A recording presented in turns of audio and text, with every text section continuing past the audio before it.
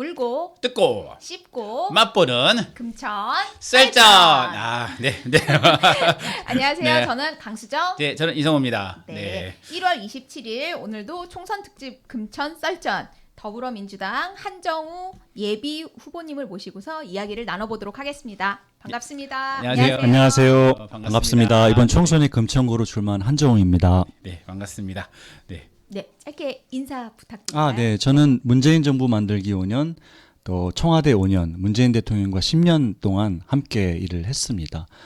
풍부한 국정 경험을 바탕으로 금천의 새로운 변화를 이끌겠습니다. 반갑습니다. 감사합니다. 네. 반갑습니다. 자, 그러면은 또 양력 토크. 네. 한정우 후보님의 네. 양력을 네. 우리 양력을 제가 오늘도 명함을 받아서 명함 어디 갔냐? 어디 갔죠? 일단 준비한 것도 있습니다. 네. 네. 그래서 주세요. 네. 명함도 명함이 제일 명함을 확실합니다. 확실합니다. 네. 사진이 잘 나왔어요. 그런가요? 감사합니다. 네, 이거 좋습니다. 지역분들은 실물이 더 낫다고 그러시던데요. 네. 아닌가요? 기술을 못 이겨요. 네네네. 몇 분 있어요. 기술. 네네네. 네. 하여튼 이렇게 일면은 딱 보시면 이렇게 실력과 실력이 다르다. 실력이 다르다 해가지고 대표 경력으로는 청와대 홍보기획비서관 1급 전이고요. 청와대 춘추관장 1급 전을 대표 경력으로 일면에 커다랗게 넣었습니다. 좀 전체적으로 보시면 1971년생입니다. 벌써 이제 70년생이 80년생도 있죠. 후보가. 네, 그래서 됐고. 서울 성남고 출신입니다. 그리고 서울시립대 국사학교를 좀 졸업했고요.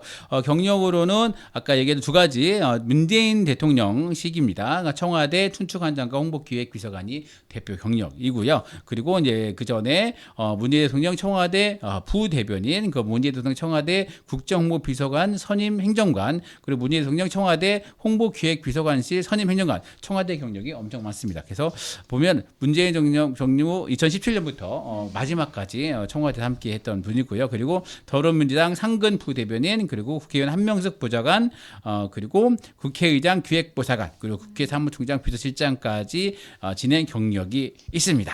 네, 그리고 뒤에 더 많네요. 이걸 할 거 그랬어. 대통령이 또 있어.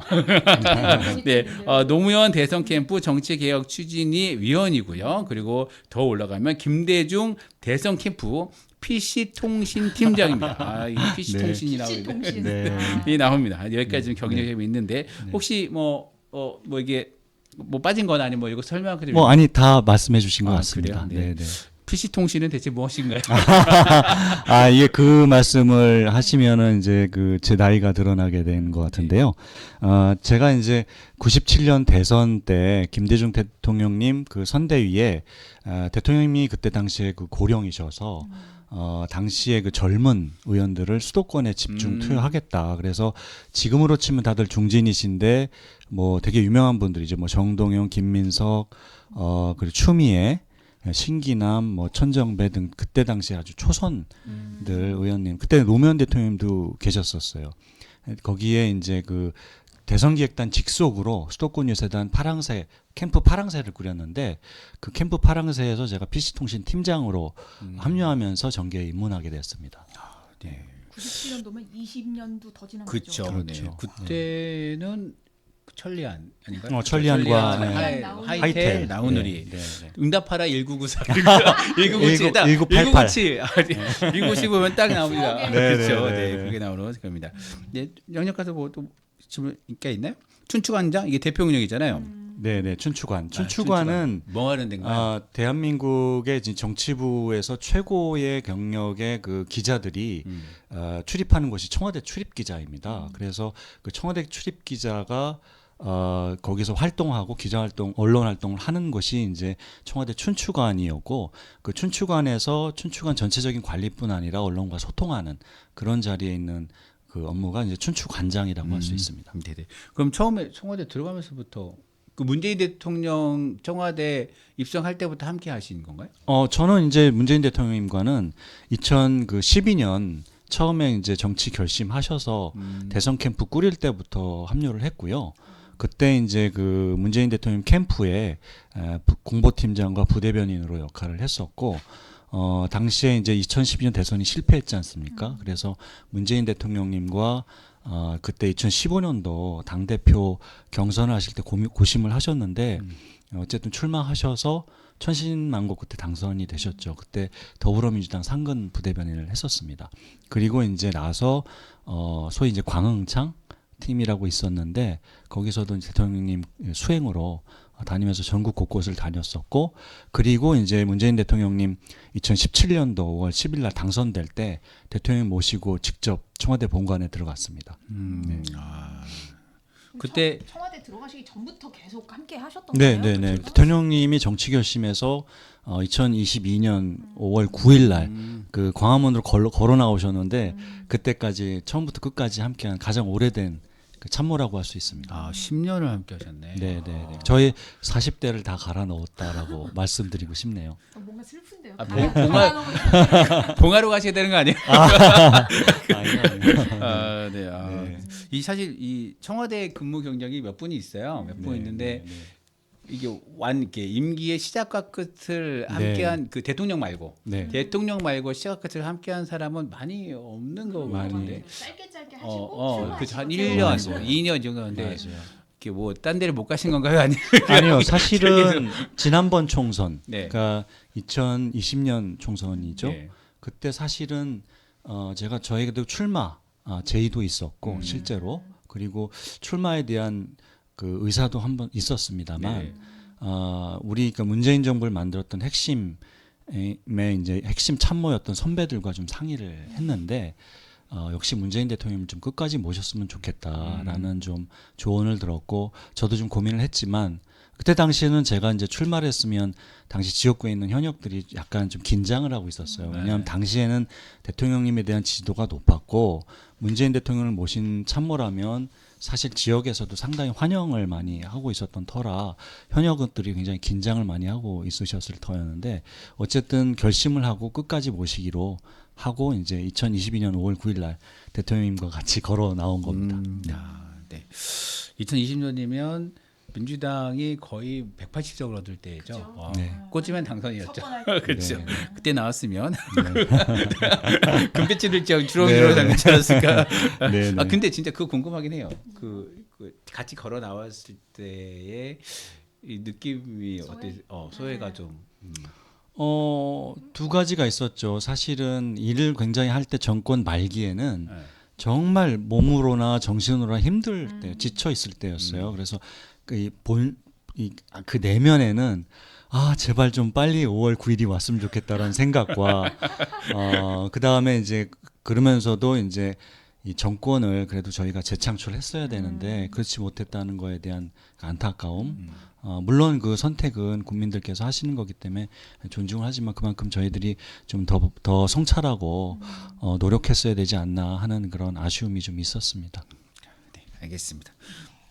자, 그러면은 이제 아까 출마의 권유나 그 생각이 있으셨는데 어쨌든 이번에 출마를 하시게 된 거잖아요. 네. 출마를 결심하게 된 그러면 계기가 뭐가 있을까요? 네, 제 40대를 문재인 대통령님과 함께했다고 말씀드렸지 않습니까? 그래서 제 50대에 들어서 제가 지금 71년생 90학번 52살입니다. 어떻게 보면 소위 586 세대의 바로 그 다음 세대의 맏형이라고 할 수 있는데요. 일단 문재인 대통령 퇴임 후에 윤석열 정부의 그 무능과 무책임, 그 폭주를 방치해서는 안 된다고 생각을 했습니다. 그래서 빨리 싸워서 민생으로 돌려야 되고 그 경제적으로 고통받고 있는 국민들의 어려움을 해소하는데 역할을 해야 되고 정치인의 본분이 또 그것이 아닌가 생각을 했습니다. 그게 첫 번째 이유고요. 두 번째로는 문재인 정부를 만든 경험을 바탕으로 제가 이제 정권을 만드는데 2012년에는 실패했지만 2017년에는 성공했지 않습니까? 그 과정에서 많은 일들이 있었고 경험이 있었습니다. 그것이 지금 민주당이 지금 다음 대선에선 반드시 승리해서 민주당 정부를 만들고 싶다라는 생각이 있었고, 그러기 위해서는 민주당을 유능한 수권 정당으로 만들어야 됩니다. 그 경험을 바탕으로 그런 역할을 좀 하고 싶다라는 그 포부 때문에 정치를 결심하게 됐습니다. 해보겠다 이거죠. 내가 하겠다. 내가 할 수 있다. 네. 예, 이제 최근에 출마를 하시면서 이제 그 주민들은 이제 최근에 뵙게 그렇죠. 됐는데 네. 이제 금천으로 오시게 된 계기가 있을 것 같아요. 네, 깜짝 네, 놀랐어요. 네, 네, 왜냐면 네. 이렇게 예비 후보 이게 좀 그 거의 이게 있는데 명단이 없다가 갑자기 그 더불어민주당 그 후보자 검증위에서 그렇죠. 한종우란 이름이 있는 거 뭐지? 아. 한종우가 누구지? 와 네. 그때 근데 지역에 출마하고자 하시는 분들은 그쵸. 대부분 이제 맞아요. 말씀이 네. 오가고 네, 있었으니까. 이게 네. 12월 초였어요. 맞아요. 뭐 네. 누구야 네. 이분 어떻게 네, 된 네. 거 어떻게 뛰어 올라온가 막 네. 그 엄청 지역에서 네네. 그 전부터 사실은 당과 협의를 할 때 좀 그 전부터 거론은 되고 있었고요. 다만 이제 준비를 하는 과정이었고 제가 지금 늦게 금천에 온 거는 사실입니다. 다만 늦게 온 만큼 제가 그 이상으로 더 열심히 하겠다는 말씀을 좀 드리고요. 특히나 이제 금천에서 제가 이제 쓰임새가 있겠다라고 생각을 한 거는 지금 지역에 굉장히 산적한 지역 현안들이 있습니다. 그런 현안들을 풀어나가는 데는 저의 그 풍부한 국정 경험이 도움이 되지 않을까 생각했고 그것이 저의 쓰임새가 아닐까 생각합니다.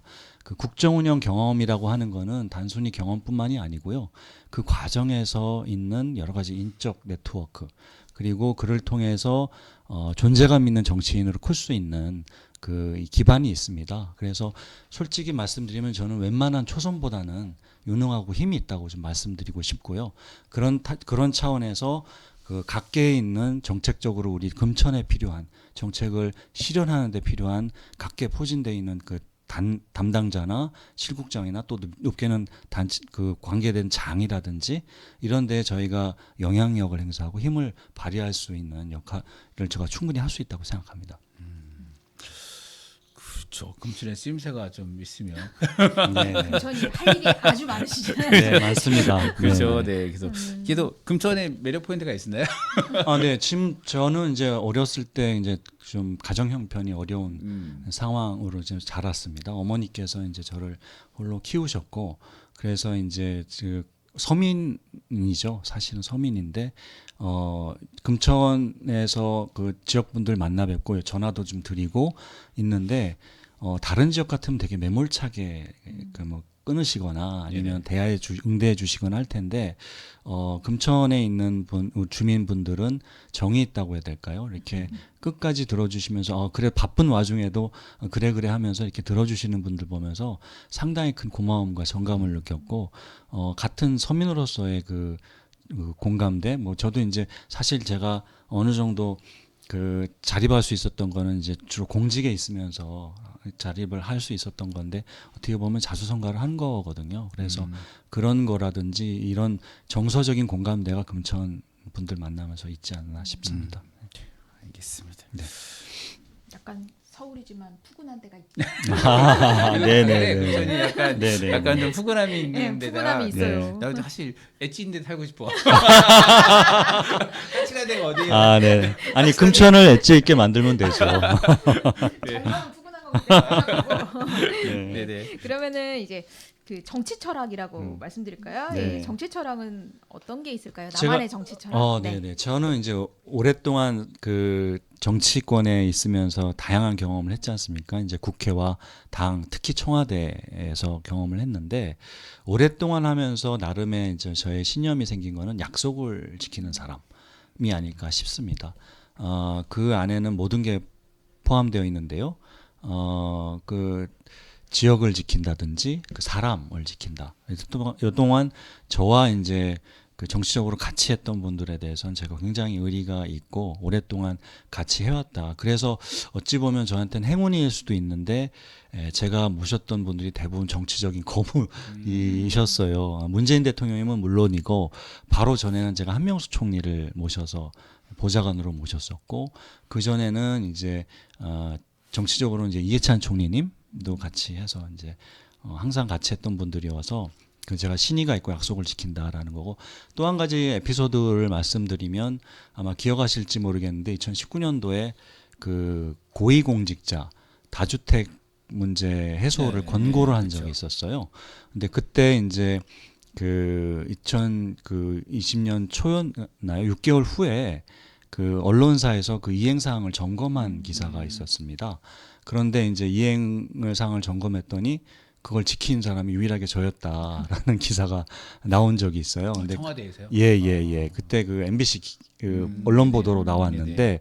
이게 지금 사실은 제가 이게 웃어야 될지 울어야 될지 모를 에피소드인데 저희 뭐 동지들에게는 조금 좀 그 민폐가 되는 얘기일지 모르겠지만 분명한 거는 어찌 됐든 간에 저는 약속을 하면 꼭 지킨다 이런 말씀을 좀 드리고 싶네요. 네. 네, 약속을 이렇게. 난 사람이 먼저 되게 나올 줄 알았어. 그거 만들어서 같이 하시나요? 아, 네네네. 네, 약속은 네. 지키신다. 네, 그렇죠. 네. 그러면은 이제 대한민국 정치에 대한 평가를 조금 여쭤볼게요. 이제 국회의원으로 하시는 거니까 네. 지역뿐만 아니라 대한민국 정치에 대해도 생각이 있으실 텐데 무엇이 지금 문제고 해법은 또 어떻게 생각하고 네네. 계시는지. 제가 예전에 그 노무현 대통령님 정치개혁 추진위원을 했다고 했지 않습니까? 이제 그게 사실 모태가 됐고 그 이후에 제가 한 일인데 그때 그 정쟁 중심의 정치에서 정책 중심의 정치로 좀 바꾸고자 하는 거를 하려면 뭔가 제도화해야 된다. 그래서 제가 기안을 했던 게 뭐냐면 정책연구재단 설립입니다. 그래서 제가 안을 냈던 게 독일의 그 에베르트 재단 그리고 또 그 미국의 브루킹스 재단의 장점을 모아서 그 정당 정책연구재단 설립안을 냈어요. 네, 그리고 그 안에 핵심적인 내용을 풍부화하기 위해서 실제로 독일도 방문했었고요. 그때 당시가 열린우리당 때였는데 열린우리당 원내 일당이 된 직후에 제가 독일을 한번 갔다 왔고요.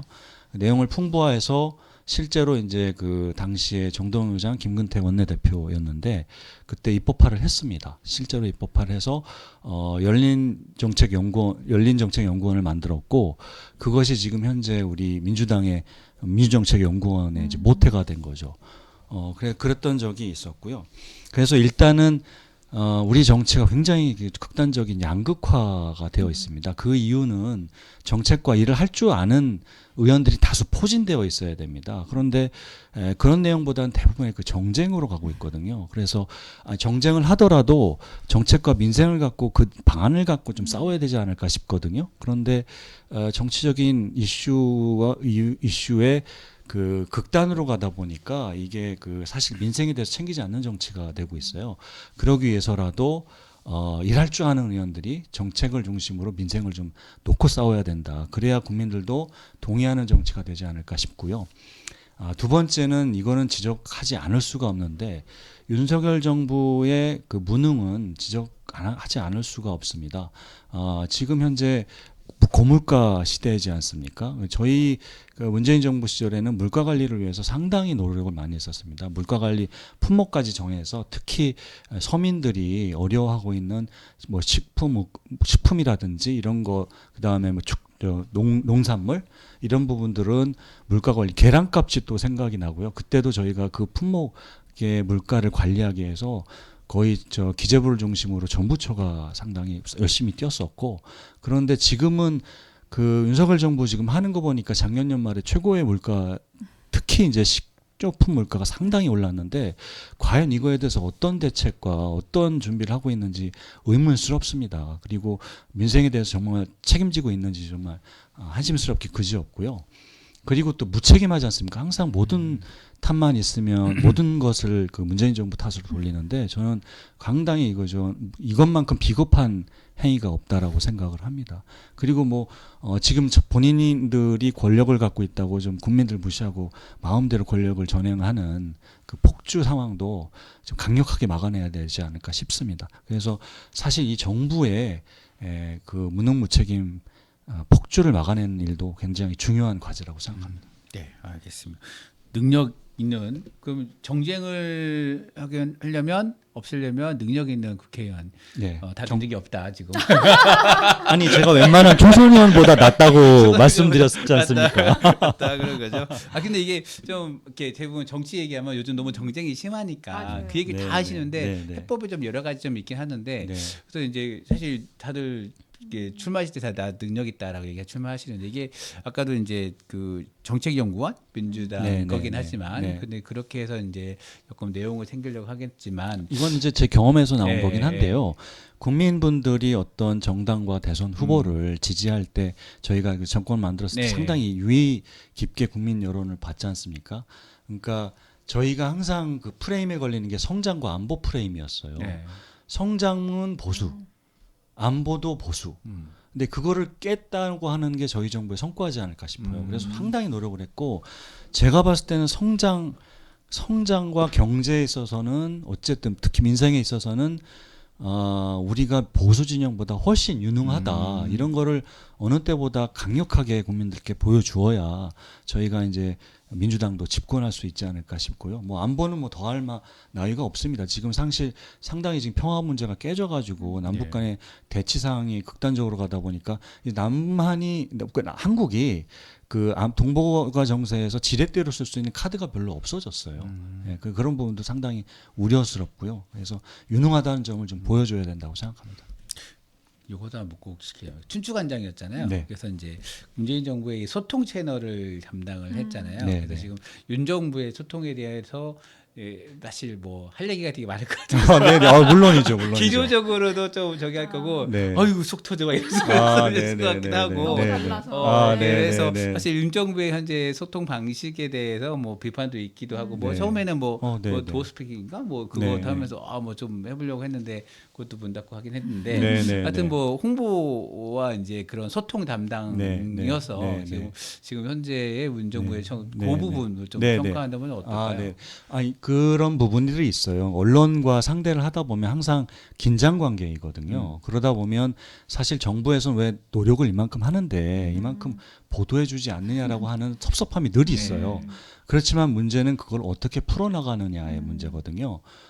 예를 들어서 언론에서 그런 비판 기사가 있으면 그 정부는 그거에 대한 반론권이 있는 겁니다. 다만 그거를 권력을 갖고 있다고 그걸 강압해서는 안 되는 거죠. 지금 윤석열 정부의 태도는 바로 그런 태도가 아닐까 싶고요. 저희는 이제 그런 데 있어서는 특히 언론 환경은 저희가 더 어려웠지 않았겠습니까? 노무현 대통령님은 더더욱 어려웠었고요. 김대중 대통령님은 뭐 더할 나위 없는 프레임에 갇혔었죠. 그런데 그럼에도 불구하고 소통하려고 노력을 했었고, 특히나 이제 저희가 이제 주목했던 거는 쌍방향 소통이었어요. 그래서 이제 집권 초에 제가 이제 기한을 해서 대통령께 보고로 드렸던 것이 이제 그 국민청원이었어요. 오바마 대통령이 썼던 위더 네네. 피플을 모델로 해서 국민청원제를 기한을 했었고, 그거를 대통령이 뭐 흔쾌히 뭐 받아주셨고, 물론 실행은 이제 저희가 선임이니까 제가 기한을 그렇게 했지만 실행은 당시에 그 뉴미디어 비서관실에서 했지만, 어쨌든 국민과 소통하고 또 언론과 그 언론의 비판 권한이 있다면 또 저희가 정당한 반론권을 갖고 정당하게 수평적으로 해야지 이렇게 강압을 해서는 안 된다고 생각합니다. 바이든 날리면 어떡해? 날리면 대통령인가요? 거기 너무 집착하시더라고요. 네. 아니 재판에서도 지금 1심에서도 정정보도 해라 그러는데 네. 뭘로 정정할 거라고 안 정해져서 그래서 그렇게 하는데 네. 이런 일이 발생하면 어떻게 하나요? 어떻게 지금 아니 만약에 문제 이제 대통령이 저도 좀 의아스럽긴 한데, 아니 그렇게 국회 문제가 미국 을 얘기한 게 아니라 국내로 얘기한 거다라고 하면 우리나라 국회는 뭐가 됩니까? 그것도 이상하고. 네, 그건 정말 말이 안 되는 거죠, 사실은. 차라리 대응을 안 하는 게 낫지 않나요? 그리고서 가만히 있으면 되는데 약간 저는 그 생각이 들더라고요. 지금 그 정치권을 보면 무엇이 중요한지. 그러니까 아까 말씀하신 것처럼 정책은 전혀 없어요. 네. 그러니까 양당을 서로 공격하고 죽이는 데만 있지 정책 갖고 대립하는 게 아니잖아요. 지금 바이든이든 난리든이든 그게 국민들하고 무슨 상관입니까, 솔직히. 그렇죠. 근데 굉장히 집착하시더라고요. 아니 그러니까 언론과 소통을 할 때 항상 정식으로 브리핑하는 내용이 있지만 또 언론의 그 맥락을 이해해야 되니까 이건 비보도를 전제로 혹은 일부 보도를 전제로 그 백그라운드 브리핑, 그러니까 배경에 대한 설명하는 브리핑을 충분히 저희는 해줬어요. 그러면 이제 언론인도 맥락이나 이런 부분을 이해한 상태에서 썼죠. 그래서 안보 상황 같은 경우는 너무 노골적인 상황이 나가면 안 되지 않습니까? 그래서 언론인의 양해를 바탕으로 이제 그런 백그라운드, 배경 설명을 해주었죠. 예. 근데 지금 윤석열 정부는 과연 그런 걸 하는지는 의문이네요. 날리면의 백그라운드는 없잖아. 네, 알겠습니다. 네. 그러면은 이제 금천구 이야기로 한번 돌아가 네, 보겠습니다. 금천구에 아까 해결할 과제가 참 많다고 네. 말씀하셨는데 아유 어디서 그렇게 금총에 관심 있어가지고 언제부터? 네. 어떤 해법을 가지고 네, 계신지 네. 그리고 네, 네. 공약은 또 어떤 게 있으신지 네, 네. 말씀해 주세요. 제가 이제 그 전체적인 그 마스터 플랜은 이제 그 경선 과정을 거치면서 네. 그리고 본선에 나오면서 국민들께 확실히 각인되도록 말씀드리겠습니다. 지금은 제가 구상하고 있는 내용을 말씀드리려고 하는데 3대 핵심 과제가 있습니다. 네네. 금천은 역시 교통 문제부터 풀어야 됩니다. 첫 번째로 금천은 남북축에 굉장히 좋은 자산을 갖고 있습니다. 국도 1호선 그리고 경부선. 그런데 우리 주민들도 상당히 불편을 겪고 있지만 동서축의 어떤 그렇죠. 교통망이 미비한 상황입니다. 그러다 보니까 이제 저희가 이제 주력으로 해야 될 부분이 동서축의 교통망을 신설하거나 구축하는 거다라는 생각이 들고요. 다행히 지난번에 GTX D 노선이 금천이 포함된 안으로 국토부에서 발표했었고요. 저는 이제 그래서 그 난곡선을 금천을 거쳐서 광명으로 빠지는 소위 금천 광명선을 신설하는 데 노력을 기울이겠습니다. 그 문제를 풀려면 일단은 우리 당선된 그 지역구의 국회의원님과의 지역구 협의 그리고 그와 관련된 이제 저희의 힘이 좀 있어야 된다고 생각을 하고요. 때로는 정치적인 힘도 저는 작용한다고 생각합니다. 그래서 그런 문제를 해결한다면 이 소위 얘기해서 시흥동 그러니까 그 금천 남부 동쪽에 있는 교통 사각지대에 있는 분들의 교통 문제도 해소할 뿐만 아니라 광명으로 빠지는 그 위치에 있는 우리 금천구청역이라든지 이런데 그 역사 개발 문제 그리고 이제 금천구의 남부의 그 개발 문제도 더디고 있는데 그 문제도 당연히 해결될 수 있을 거라고 생각합니다. 왜냐하면 여기에 이제 사업자들이 아마 참여하게 될 텐데 역사도 아마 제가 알고 있기로는 사업자 선정이 계속 유찰되고 있는 걸로 알고 있어요. 그런 문제를 풀려면 그 사업자에게도 사업성이 있다라고 하는 근거를 제시를 해줘야 되는데 그러기 위해서는 그 소위 얘기해서 이곳이 역세권이다. 개발할 충분한 가치가 있다는 거를 근거를 갖고 설득을 해서 참여를 시켜야 됩니다. 저는 이제 이게 우리 의료 문제도 해결해야 되는데 그 대형 종합병원 문제도 저는 마찬가지라고 생각합니다. 종합병원 문제는 이제 서울시에서 심의가 뭐 여러 가지 계속해서 심의 중인 상태로 나오더라고요. 심의되더라도 이제 조건부 심의가 된다든지 그래서 이렇게 돼서는 속도를 못 내고 있는 거죠.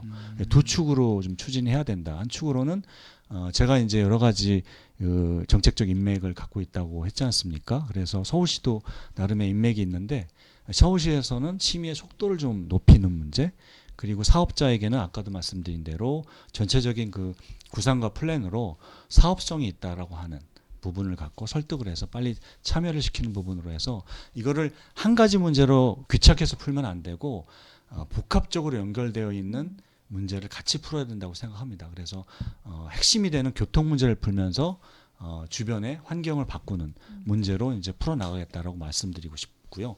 지금 현재 주거 문제는 모아주택 사업이라든지 뭐 소규모 주택 정비 사업 등이 뭐 진행되고 있는데 지원을 활성화해서 풀어나갈 수 있도록 하겠다는 말씀드리고 무엇보다도 그 과정에서 약간 동서간의 도로 문제도 어느 정도는 해소할 수 있다라고 생각하고 동시에 주차 문제 해소에도 신경을 써야 됩니다. 공유지 문제가 있기 때문에 그걸 확보해서 각 동별로 좀 공동 주차장을 마련해서 주차 문제를 좀 해소하는 데도 좀 기여하고 싶고요. 특히 이제 세 번째 과제로 제가 교육에 신경을 쓰고 있는데 금천에는 이제 일단 공교육을 할 수 있는 학교들이 있는데 하드웨어적인 측면으로 제가 지방교육재정 특별교부금 중앙정치 잘 해서 교부금 많이 따오겠습니다. 그래서 학교의 교육 환경을 개선하는데 역할을 하겠고요. 소프트웨어적인 측면으로 제가 여러 가지 인맥 중에서도 이제 강남에 있는 학원장님들도 알고 되게 잘 유명한 분들도 알고 있고 그래서 물론 지역에도 계시지만 그분들과 협업을 해서도 좋고 학부모님들에게는 좋은 진학 정보 그리고 아이들에게는 좀 좋은 명품 강의 등을 뭐 그분들에게는 어느 정도 다른 혜택을 드리면서 재능 기부 형식으로 정보를 제공하는 식으로 한다면 좀 아이들도 공부하고 싶고 공부하기 좋은 환경을 좀 만드는데 도움을 주지 않을까 싶습니다. 네, 알겠습니다. 3대 핵심 과제 주거, 교통, 교육. 그러니까 교통이 맨 앞이죠. 네. 교통, 주거, 교육 이렇게 세 개를 좀 했는데 어때요? 좋아요? 그래서 플러스 알파가 있지만 아니, 그거는 네. 마지막 아니 약속을 네. 지키시면 아, 좋죠. 네네네네 네, 하겠습니다. 이 플러스 알파는 이게 회심의 카드 하나씩 갖고 아, 네, 맞습니다. 지난번에 강성환 여자님도 공개 안 하신다고. 거기 뭔가 하나 맞습니다. 있어요, 지금. 네, 뭔가 하나 네, 있는데 사실 이게 지역 공약은 사실 뭐 이게 빤하긴 하죠. 사실 네, 지금 그만큼 핵심, 지역 네, 현안이 해결이 많이 안 됐다는 있죠. 거죠. 그렇죠. 사실은. 과제가 사실 수정한 네. 해결이 네, 안 된 게 있어요. 네네네. 그거는 다 기본 옵션으로 가지고 가시고 네. 추가로 이렇게 비장의 카드를 아, 하나 네, 가지고 네, 계신 것 네, 같아요. 네. 그래서 더 지적하고 싶은 게 뭐냐면 사실은 집권 여당일 때 풀 수 있는 문제가 상당히 많습니다. 아. 예를 들어서 이제 공군 부대 부지 문제만 하더라도 이게 저희가 이제 문재인 정부 집권 여당인 시절이었는데 그때 이제 그 저희 청와대에 와서 지역구 의원이 좀 역할을 한다든지 적극적으로 좀 붙잡고 그 문제를 해결하려고 했으면 그래도 지금보다는 더 나은 안을 좀 갖지 않았을까 싶고요. 당시에 문재인 대통령님도 국방을 강조해서 국방부와는 상당히 좋은 관계를 갖고 있었고 특히나 국토부 같은 경우는 저희가 상당히 이제 좋은 관계를 도시재생 문제라든지 이런 일들을 협업으로 많이 했기 때문에 활용을 했다면 저보다 지금보다는 좀 진전된 안을 아니, 갖고 있었을 텐데 2018년도 이후은 더불어민주당이고 2020년도 최기상 더불어민주당 네, 어떻게 된 네, 겁니까? 네, 네, 지금? 네, 네. 제 꿈이는 아실 거라고 생각합니다. 네, 네. 네. 이거 어떻게 된 겁니까? 네. 그러니까 저는 사실은 그런 게 또 궁금했던 게 네. 그 아까 뭐 GTX-D 노선도 얘기하셨고 네. 그 몇 번 그런 거를 금천구가 경험을 했잖아요. 그 지하철역이 금천구로 간다 이랬다가 노선이 바뀌었네. 뭐 그쵸. 이래서 네, 국민들이 네. 굉장히 맞습니다. 네, 네, 네. 속상해하셨던 그런 네. 경험을 했는데 네. 저는 이제 잘 모르니까 네. 그런 거는 사실은 그러면 국회의원의 정치력에 따라서 이게 왔다 갔다 하는 거예요. 뭐 때문에 왔다 갔다 하는 거예요. 맨 처음에 금천구로 간다 그랬다가 무연히 저는 얘기하는 네. 건 항상 저는 PC가 안 나온다. 예, 저는 두 가지가 있다고 생각하는데 이유가 뭡니까? 정책적 측면이 있고 정치적인 측면이 있다고 음. 생각합니다. 정책적으로는 의정활동에서 의원들이 그 부분에 대해서 명확히 지적하는 거를 얘기를 하는 거고요. 정치적 측면이 저는 오히려 더 크다고 생각합니다. 그 의원이 그 의정활동을 통해서 이제 좀 명심을 해야 될 부분 중에 하나가 존재감이 있어야 되는 거예요. 의원 자체가 존재감이 있어야 영향력을 행사하고 이 사람이 그만큼 지지를 받고 있고 영향력이 있다라고 하면 그만큼 힘이 세집니다. 그리고 그 부분을 의식하지 않을 수가 없고 또 하나는 정치적인 그런 대중적인 측면이 그렇고 약간 그 내부의 정치적인 활동도 해야 되죠. 그 실제로 힘이 있다고 하는 부분들의 정치인과의 관계를 푸는 문제 그 속에서 많은 일들이 이루어집니다. 같은 당에 집권하고 있다. 그래서 집권 여당에서 많은 일을 풀 수 있다면 그 집권 여당이 같은 당에 있는 의원들하고 얘기한다면 더 쉽게 풀 수 있지 않습니까? 뭐 그렇게 푼다든지 심지어 야당이라 하더라도 저쪽에서 실제로 일을 하는데 그 윤석열 대통령 혼자 일하는 건 아니지 않습니까? 그쪽에서 일하는 분들이 있기 때문에 여러 가지 그 정치적인 부분들을 해결한다든지 아니면 해당 부처에 또 인적 관계를 갖고 있다면 그런 걸 활용할 수도 있고 다양한 부분으로 저는 활용할 수 있다고 생각합니다. 네.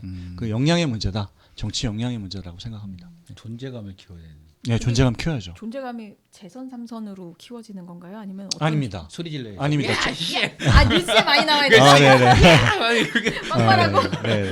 절대 존재감이 없으면 재선이 될 수도 없고 재선 의원이 된다고 삼선 의원이 된다고 존재감이 커지진 않습니다. 제가 많은 정치인과 국회의원들 봐왔지 않습니까? 존재감 없는 중진들이 많이 있습니다.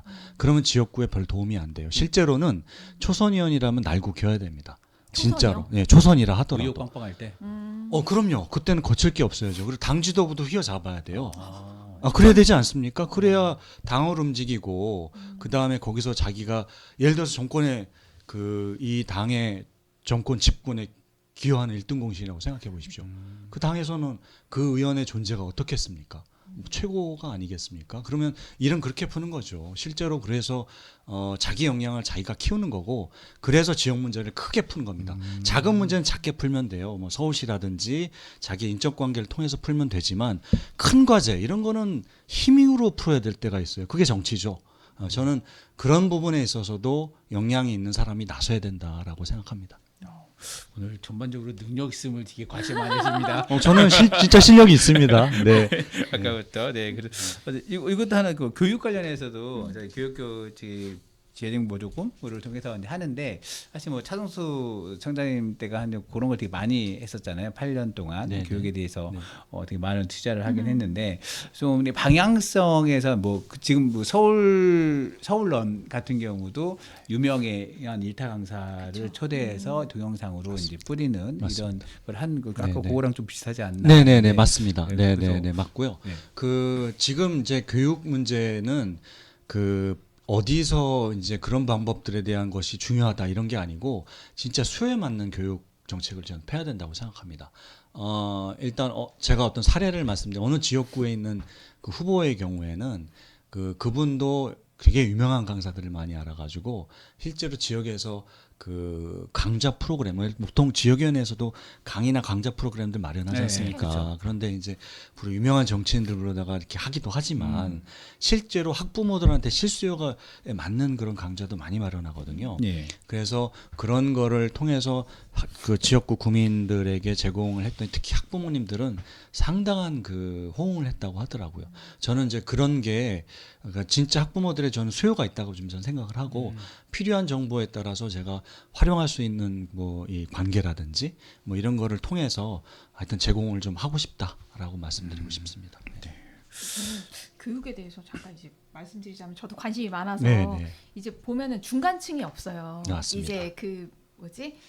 우리 사회도 중산층이 두터워야 사회가 안전정이라고 얘기를 하잖아요. 그렇습니다. 근데 네네. 보면은 교육에서 중간층이 없고 잘하는 녀석들은 뭐 하늘이 무너져도 날아다니고 네네. 밑에 친구들은 그냥 이제 밑에서 그냥 있고 네. 그러니까 중간이 없다 보니까 사실은 균형이 많이 깨지는 것 맞습니다. 같고 그래서 공교육도 사실은 네. 선생님들이 그런 말씀 하시더라고요. 학교에서 수업을 하려면은 3분의 1은 다 알아서 안 듣고 3분의 1은 몰라서 못 듣고 네. 중간 정도 그 네. 3분의 1만 놓고 수업을 네, 네, 한다고. 네, 네. 그러니까 그 중간층을 어떻게 좀 아우를 수 있는 부분이 있었으면 좋겠고 맞습니다. 이게 온라인 수업도 많이 이게 서울런도 있고 있는데 사실 이게 기초가 있어야 올라가는 맞습니다. 거잖아요. 근데 그 맞습니다. 기초는 어릴 때 닦는 건데 그렇죠. 초등학생, 중학생은 사실 온라인 수업으로는 잘 안 돼요. 그렇죠. 이게 공부할 의지가 있는 친구들이나 온라인 수업을 하지. 아니 저도 인터넷 강의 몇 번 봤거든요. 아, 네네. 자꾸 옆에다가 네이버 켜서 뉴스 아, 보고 그렇죠. 집중이 떨어지는군요. 집중이 안 되더라고요. 어. 그러니까 그런 부분도 조금 보완할 수 있는 게 있었으면 좋겠고. 네, 아무튼 좋은 아이디어네요. 네, 네, 교육에서 네, 관심이 참고하겠습니다. 있으신 건 참. 네. 네, 참고하겠습니다. 교육업계. 네. 아니, 굉장히 좋은 지적이세요. 네, 제가. 그랬으면 좋겠습니다. 네, 네, 잘 알겠습니다. 됐으면. 네, 네. 네. 이제 거의 이제 40분이 우리가 다 아, 그래요? 있죠? 벌써? 네네네. 네. 하고 있어서. 그러면은 이제 마무리 인사 부탁드려도 될까요? 아, 네, 네. 금천은 새로운 변화가 필요하다고 생각합니다. 지역에 산적한 현안이 있습니다. 일을 할 줄 아는 사람이 필요하고 나서야 될 때라고 생각합니다. 그래야 금천에 새로운 변화가 있다고 믿고 있습니다. 그래서 제가 갖고 있는 풍부한 국정 경험을 바탕으로 금천의 발전을 이루는데 제 총력을 다 하겠습니다. 제가 이제 금천을 바꿀 적임자라고 생각하고 금천 주민들께 감히 말씀드립니다. 꼭 지지해 주십시오. 감사합니다. 네. 그 지금 지난주가 민주당이 후보적합도 여론조사가 돌았죠. 네. 그리고 이번 주는 이제 면접이 면접. 네, 네, 맞습니다. 잡히고 네, 네, 그러면은 이번 주 말이면 얼추 이제 경선 후보자가 정해지는 네, 네, 네. 이번 그럴 주말 것- 그럴 정도 것 되는 같습니다. 거죠. 네, 네, 네. 본선에서 네. 본선에서 뵙도록 하겠습니다. 일단은 그거부터 해야 될 것 같아요. 네, 네, 네. 경선에서. 물론이죠. 네, 네, 네. 알겠습니다. 오늘 나와주셔서 감사합니다. 네, 네. 감사합니다. 감사합니다. 감사합니다. 저희도 이렇게 마무리? 네 마무리. 하겠습니다. 감사합니다. 고맙습니다. 감사합니다.